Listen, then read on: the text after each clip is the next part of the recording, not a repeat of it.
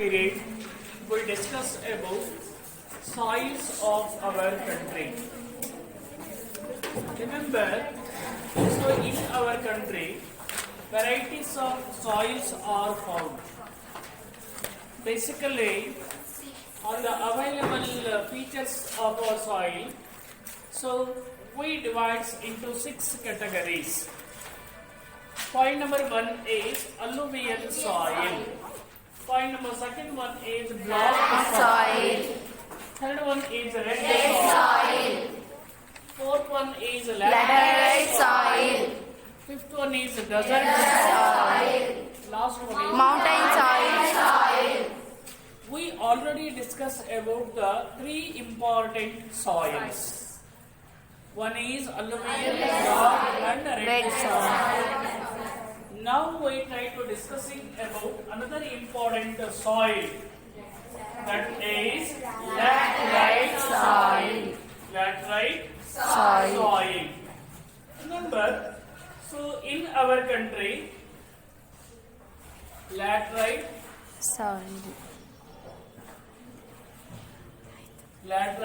soil ಅಂದ್ರೆ ಜಂಬಿಟ್ಟಿಗೆ ಮಣ್ಣು ಅಂತ ಕರೀತಾರೆ. ಎಂತ ಮಣ್ಣು? ಜಂಬಿಟ್ಟಿಗೆ ಮಣ್ಣು. Laterite soil ಅಂದ್ರೆ ಜಂಬಿಟ್ಟಿಗೆ ಮಣ್ಣು. So in our country where we found, ಎಲ್ಲಿ ನಾವು ಈ ಮಣ್ಣನ್ನ ನೋಡ್ತೀವಿ. Remember these type of soil, I mean laterite soil formed. So in the tropical areas.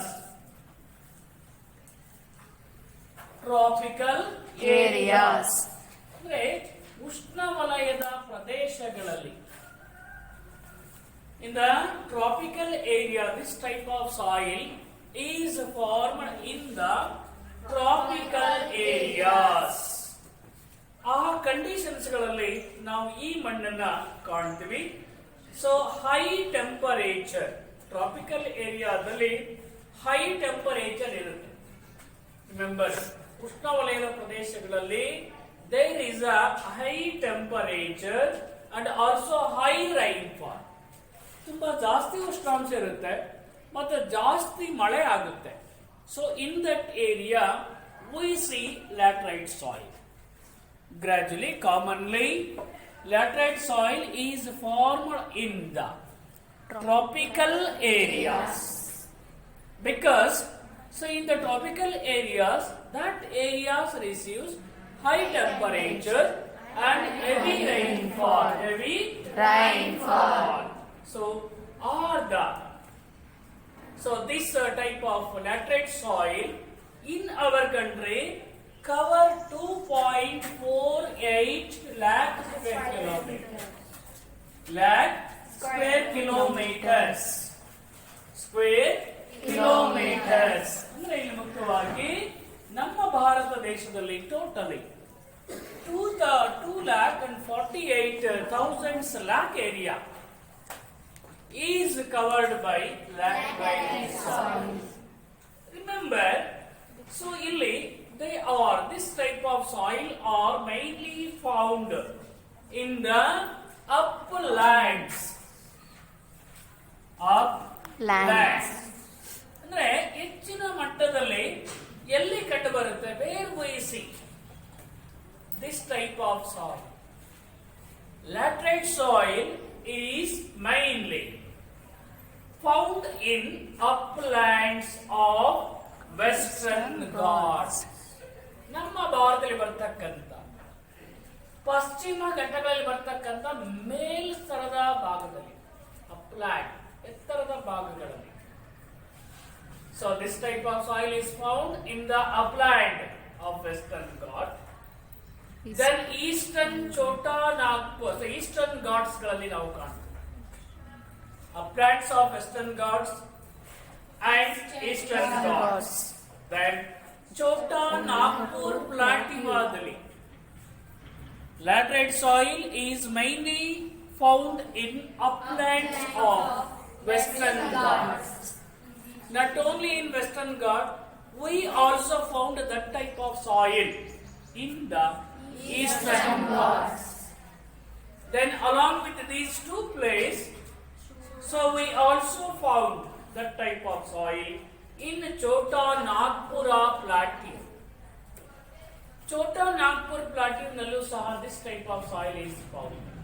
Then Meghalaya plateau. Chota Nagpur plateau and Meghalaya plateau.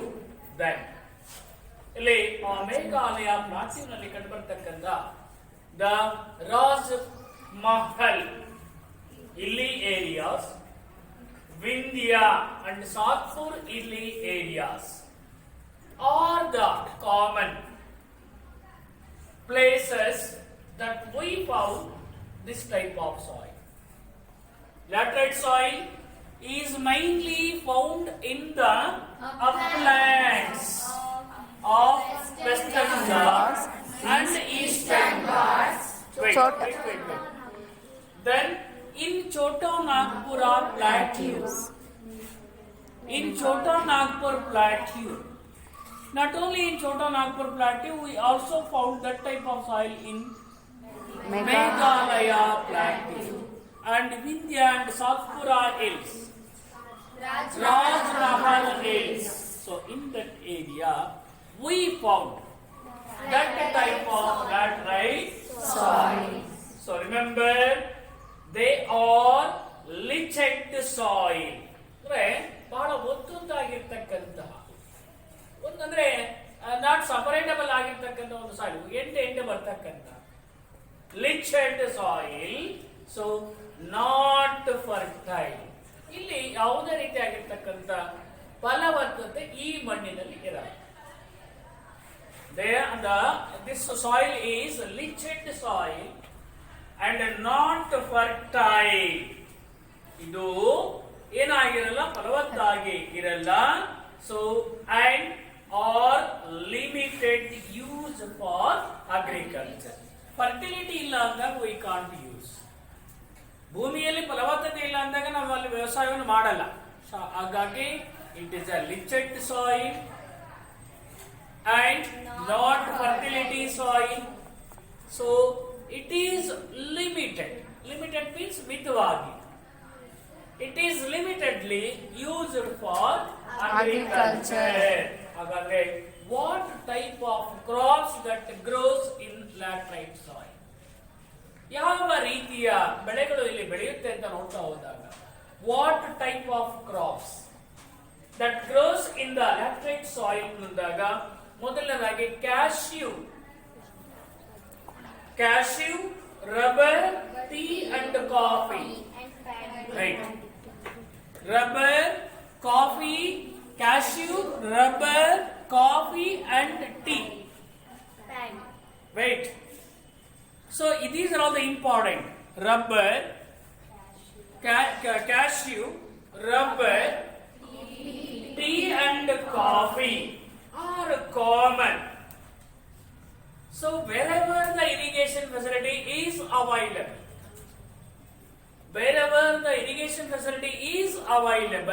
that place paddy is grown.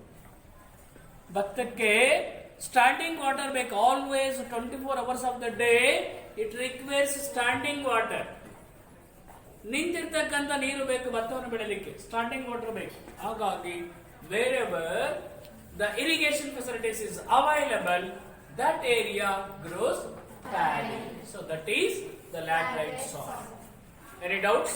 No, sir. Yes. We goes to another important soil is desert soil. ನಮ್ಮ ಭಾರತ ದೇಶದಲ್ಲಿ ಬರ್ತಕ್ಕಂಥ ಮತ್ತೊಂದು ಮಣ್ಣು ಅಂದ್ರೆ dessert soil, ಮರುಭೂಮಿ ಮಣ್ಣು.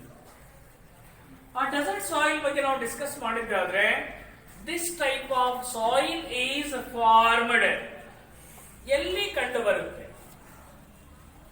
So under the desert area and semi desert area, ಸಂಪೂರ್ಣ ಮರಳು ಭೂಮಿಯಲ್ಲಿ, ಮರಳುಗಾಡಿನಲ್ಲಿ. So this type of soil is found.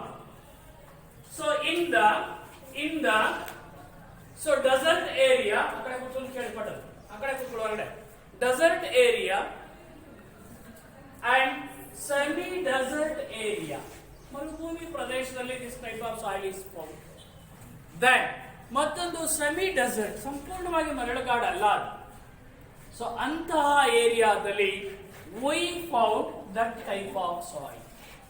Desert soil is found or formed in the desert area and semi-desert condition areas condition. So okay, in our country, this type of soil, desert soil, is largely found.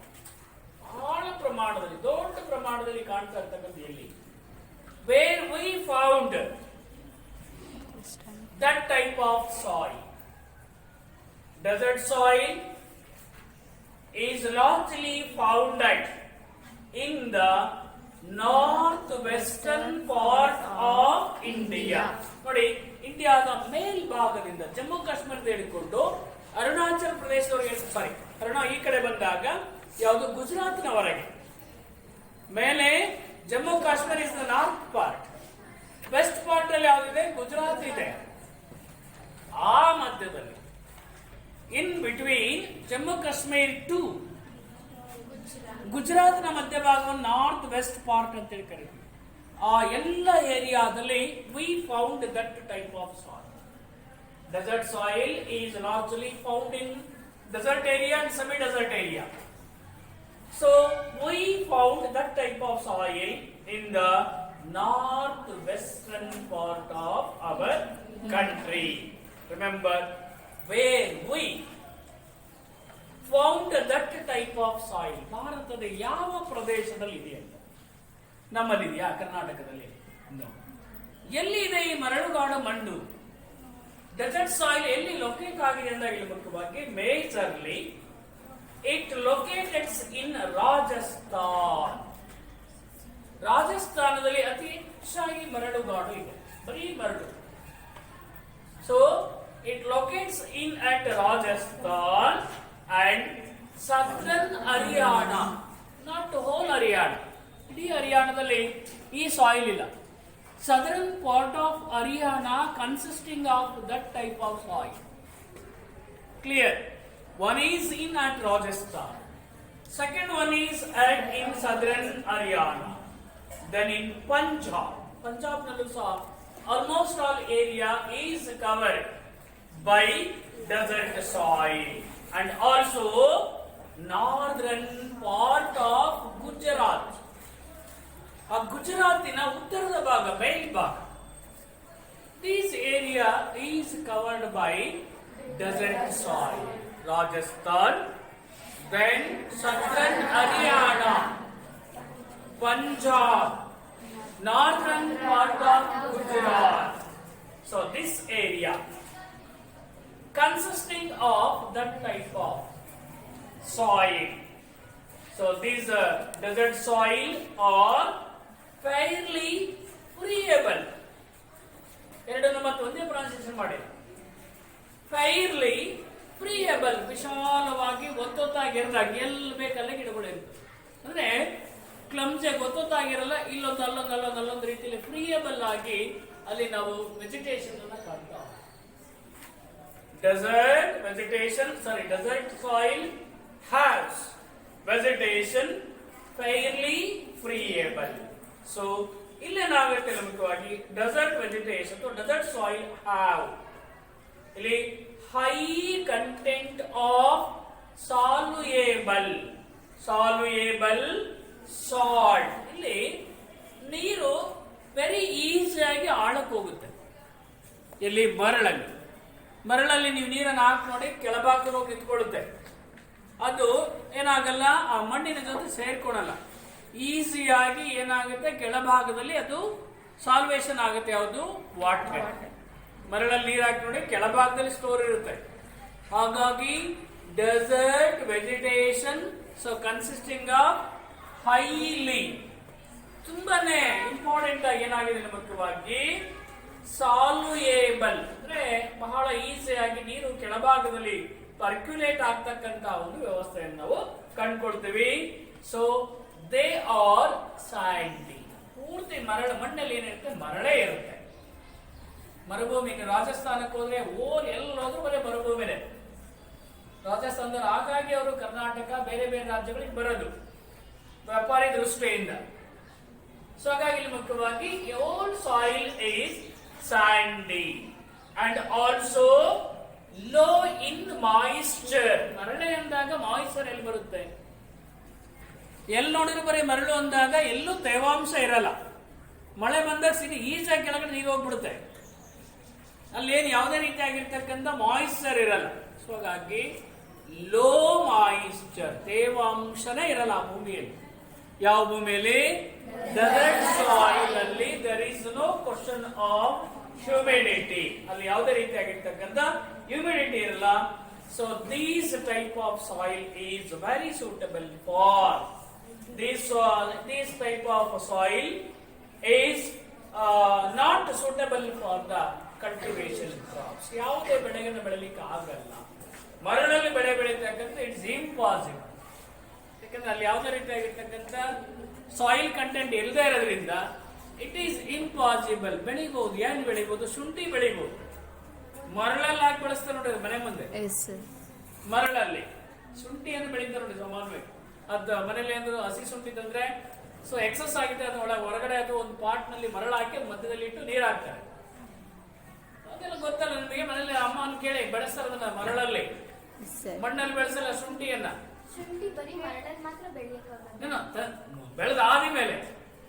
ಬೆಳೆದಾದ್ಮೇಲೆ ಮತ್ತೆ ಪುನಃ ಅದನ್ನು ನೀವು ಅದನ್ನ ಬೆಳೆಸಬೇಕು. ಕೆಡಿಸ್ದಾಗಿರ್ಬೋದು ಅಂದ್ರೆ ಮರಳಲ್ಲಿ ಇಟ್ಟು ಕೆಡಲ್ಲ. ಮನೆಯಲ್ಲಿ ಸಮಾನವಾಗಿ ಇಟ್ಟಿರ್ತಾರೆ. ಯಾವುದನ್ನ? ಶುಂಠಿ ಅಂದ್ರಲ್ಲೇ ಅದು ಎಂತದ್ದು ನಿಮಗೆ ಇಟ್ಟಿರ್ತಾರೆ. ವಿಚಾರ ಮಾಡಿ.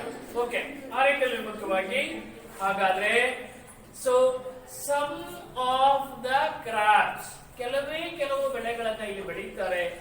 ಎಲ್ಲಿ? wherever the irrigation facilities is available. ಎಲ್ಲಾದ್ರೂ ನೀರಾವರಿ ವ್ಯವಸ್ಥೆ ಇದೆ ಅಂದ್ರೆ ಕೆಲವು ಬೆಳೆಗಳನ್ನು ಇಲ್ಲಿ ಬೆಳೀತಾರೆ.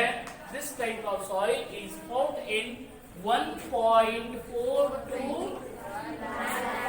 lakh square kilometers. So ಇಲ್ಲಿ ನಮ್ಮ ಭಾರತ ದೇಶದಲ್ಲಿ desert soil is covered 1.42 lakh square kilometers. Then we discuss about another important one is mountain soil. ನಮ್ಮ ಭಾರತ ದೇಶದಲ್ಲಿ ಇರ್ತಕ್ಕಂಥ ಮತ್ತೊಂದು ಮಣ್ಣು ಅಂದ್ರೆ ಪರ್ವತದ ಮಣ್ಣು, mountain soil. Another important soil that we found in our country is mountain soil. Remember, this type of soil are only found in the ನಮ್ಮ ಭಾರತದ ಎಲ್ಲಿ ಕಂಡು ಬರುತ್ತೆ mountain soil? Where we found that type of soil? That type of soil is mainly found in the slopes of mountain. ಪರ್ವತದ ಇಳಿಜಾರು ಭಾಗಗಳಲ್ಲಿ. ನಮ್ಮ ಭಾರತದಲ್ಲಿ ಇರ್ತಕ್ಕಂತಹ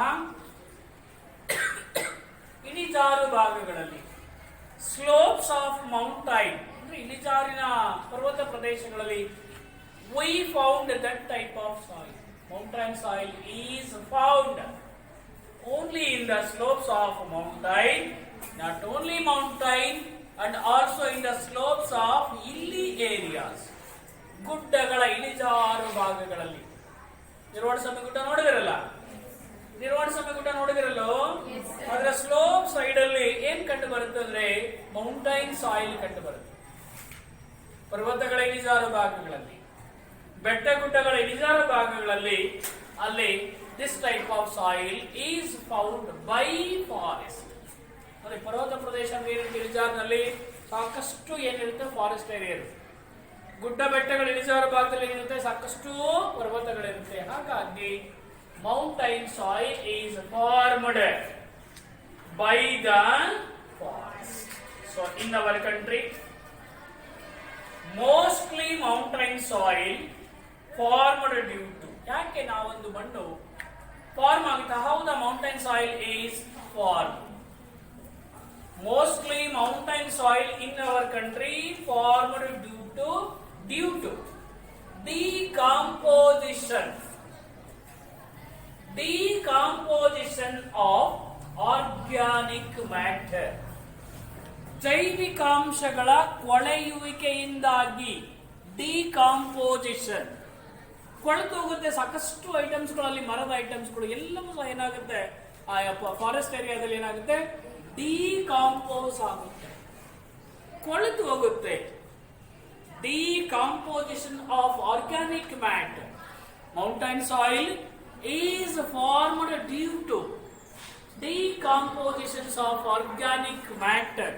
ಜೈವಿಕಾಂಶಗಳು ಏನಾಗುತ್ತೆ, ಸಾಕಷ್ಟು ಕೊಳೆತು ಕೊಳೆತು ಕೊಳೆತು ಅದು ಕನ್ವರ್ಟೆಡ್ ಇಂಟು ಸಾಯಿಲ್.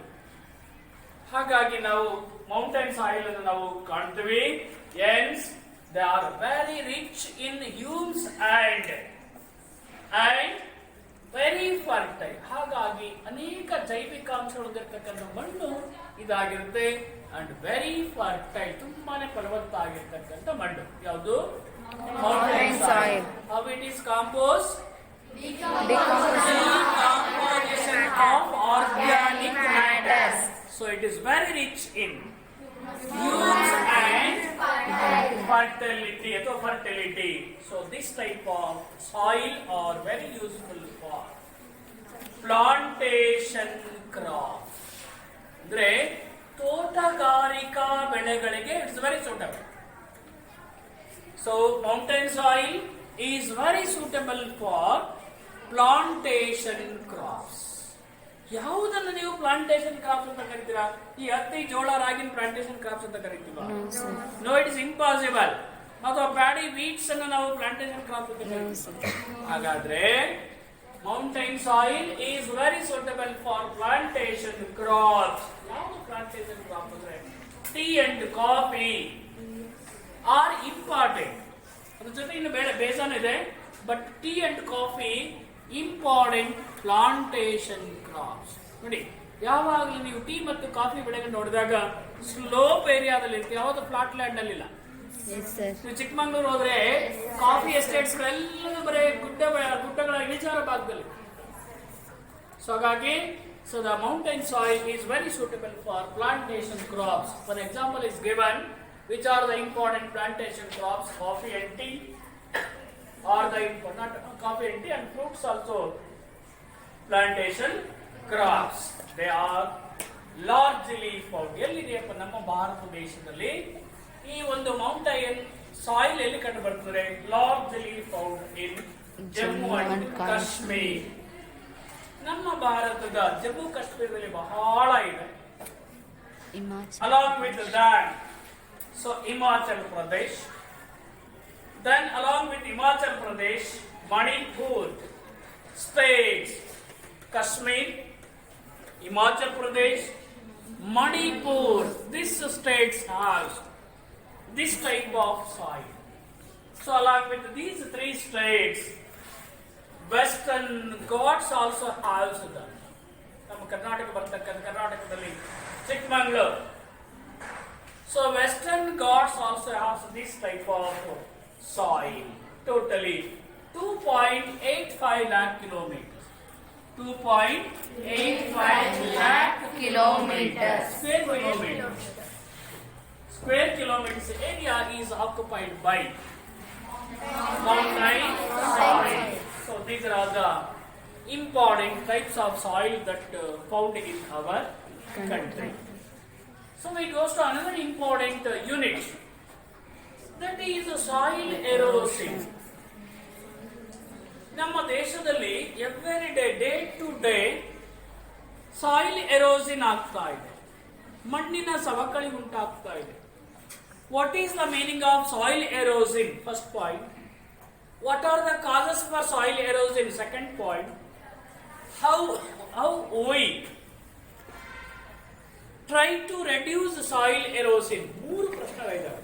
ಒಂದು ಅಂದ್ರೆ ಏನು, ಯಾಕೆ ಇವತ್ತು ಆಗ್ತಾ ಇದೆ, ಹೇಗೆ ನಾವು ರಕ್ಷಣೆ ಮಾಡಬಹುದು? How we try to protect our soil erosion? Very first question is, what is the meaning of soil erosion? Very important. What is the meaning of soil erosion?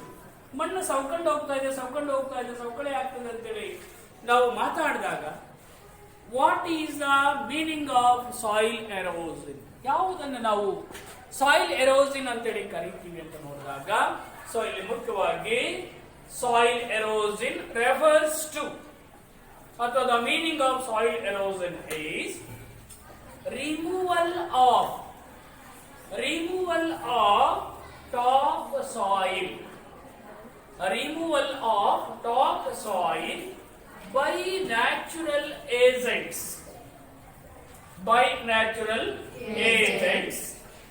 so is called soil erosion.